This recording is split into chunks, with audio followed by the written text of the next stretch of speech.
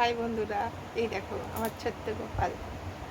আজ গোপালের পুজো কদিন আগেই গেছে।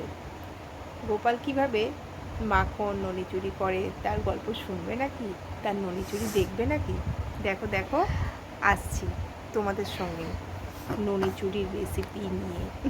ননি নয়, আসলে ক্ষীর বানানোর একটা রেসিপি, এবং গোপাল পুজো আমাদের বাড়িতে কীভাবে সেলিব্রেট করা হয় সেটা দেখেছো। আমার গোপালের কি সুন্দর দুঃখ হয়েছে, ই বাবা, কাঁদো কাঁদো কাঁদো। ঠিক আছে, চলো দেখতে থাকো, ভালো লাগবে।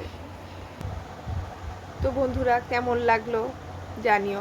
আমার এই ছোট্ট গোপাল বাবা, তার এখনও তো রাগ কমেনি, কিন্তু গোপালের এই পুজোর ভিডিওটা দেখে তোমাদের কেমন লাগলো অবশ্যই জানাবে। ভালো লাগলে অবশ্যই লাইক কমেন্ট শেয়ার করবে, আর আমার গোপালকে অনেক অনেক লাইক দেবে। Please say like, say like, no no say,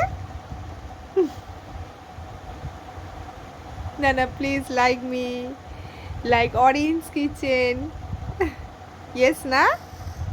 yes. Hi বন্ধুরা, তো আমি সরাসরি এবারে আসল জায়গায় চলে এলাম। সেটা হচ্ছে আমার গোপুসোনা বা গোপালের ক্ষীর বানানোর রেসিপিটা নিয়ে। দেখো, দুধটা একটা কড়াই চাপিয়ে নিয়েছি। এবারে একটা হাতা দিয়ে, কিছুই না, গ্যাসটাকে একদম লো টু মিডিয়াম রেখে নাড়াতে হবে। যত পারবে নাড়াও, নাড়িয়ে নাড়িয়ে সুন্দর করে জিনিসটাকে শোকাতে হবে। এবার দেখো, নাড়াতে নাড়াতে যখন এটা প্রায় 1 লিটার দুধ ছিল, এর মধ্যে দেখো আমি খোয়া ক্ষীর দিলাম 100 গ্রাম মতন। এর মধ্যে আর কিছুই দেব না। এই দেখো, দুধটা অনেকটা জাল করে করে শুকিয়ে নেওয়ার পরে খোয়া ক্ষীরটা দিয়ে দিলাম, মানে 250 গ্রাম দুধে 100 গ্রাম খোয়া ক্ষীর দিলাম। দিয়ে দেখো আবার নাড়াচ্ছি, খোয়া ক্ষীরটাকে মেশাচ্ছি ভালো করে। খোয়া ক্ষীরটাকে সুন্দর করে মিশিয়ে নিয়ে তারপরে দেখো আস্তে আস্তে জিনিসটা কি সুন্দর গাঢ় হয়ে যাবে। এবং দেখো আস্তে আস্তে কি সুন্দর করে মেশাচ্ছি, দেখো পুরোটা মিশে গেছে, দেখেছো? হ্যাঁ, দেখো কি সুন্দর মিশে গেছে। এবার আস্তে আস্তে আবার নাড়াতে থাকতে হবে, আর কিছুই না।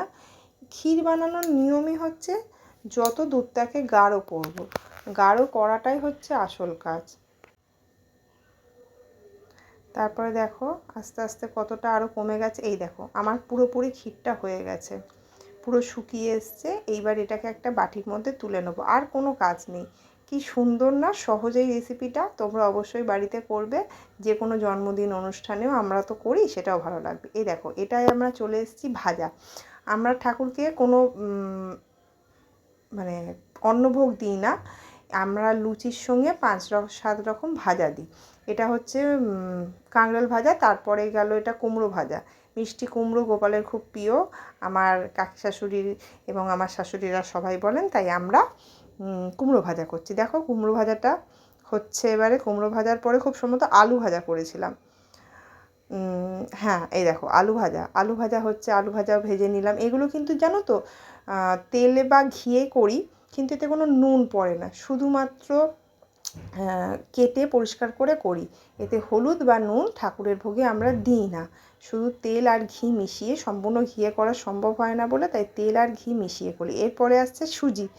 সুজির রেসিপি হয়তো পরে একদিন ভালো টিউটোরিয়াল দিয়ে দেবো, কিন্তু এটা দেখো ঘিয়ের মধ্যে সুজিটা দিয়ে ভালো করে ড্রাই রোস্ট করছি। ড্রাই রোস্ট করতে করতে যতটা লাল করা যাবে ততটাই ভালো। এর মধ্যেও আমি একটু খোয়া ক্ষীর অ্যাড করেছিলাম, যেটা প্রায় 50 গ্রাম মতন হবে। এটা মোটামুটি 250 সুজি ছিল, আর ঘি অ্যাড করেছিলাম 2 টেবিল স্পুন।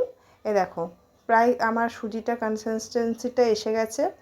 এবারে ভাজাগুলো তোমাদের একবার দেখিয়ে নিচ্ছি, হয়ে গেছে। এই দেখো কত ভোগ আমরা সব সেট করে ফেলেছি।